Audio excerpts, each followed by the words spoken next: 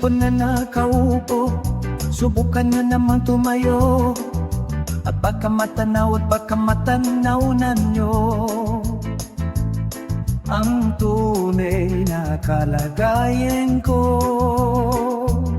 Ganito kasi yan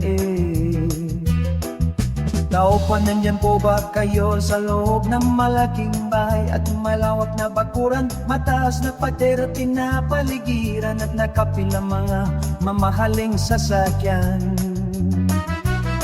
Mga bantay na laging bulong ng bulong, wala namang kasal pero marami ang nakabarong. Lumakas man ang ulan ay walang butas ang bubong. Mga plat at kutsara na hindi kilalang tutong. At ang kanina ay simputi ng gatas na nasa dahon. At kahit na hindi Pasko, sa lamesa ay may hamon. Ang sarap sigurong manirahan sa bahay na ganyan. Sabi pa nila ay dito mo rin matatagpuan ang tahon na nagmamay-ari ng isang puwan, na pag may panggagataw ay pinagagawan. Kaya naman di nagkakawalan. Kung makikita ko lamang siya ay aking sisigawan. Kayo po na nakaupo, subukan nyo namang tumayo. At baka matanaw at matatanaw nyo ang tunay na kalagayan ko. Mawalang galang na po sa taong nakaupo.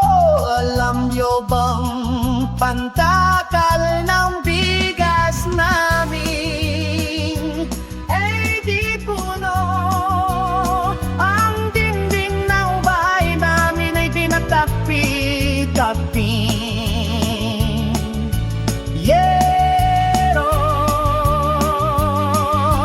Sa gabi ay sobrang init na tumutunaw tangiro, na di kayang bilhin upang ilagay sa inumin.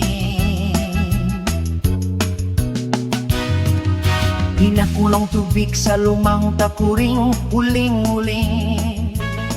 Damit lang panggatong na inanod lamang sa istero, na nagsisilding kusina sa umagay aming banyo. Ang aking inay na may kayamanan, isang kalero, na nagagamit ng pag ang aking ama ay suweldo.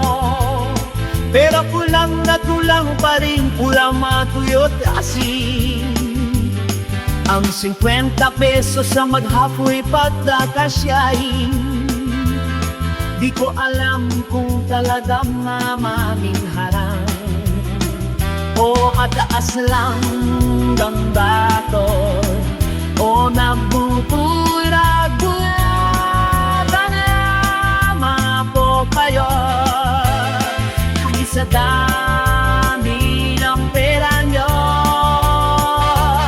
walang doktor na makapakalinaw ng lahat nyo. Kaya huwag kang masyadong halata, huwag kang mako sa langit ang matamay. Huwag magalit, o bato sa langit ang matalagay. Huwag sakin sa dami ng pera mo. Huwag kang masyadong muhata, huwag kang masyadong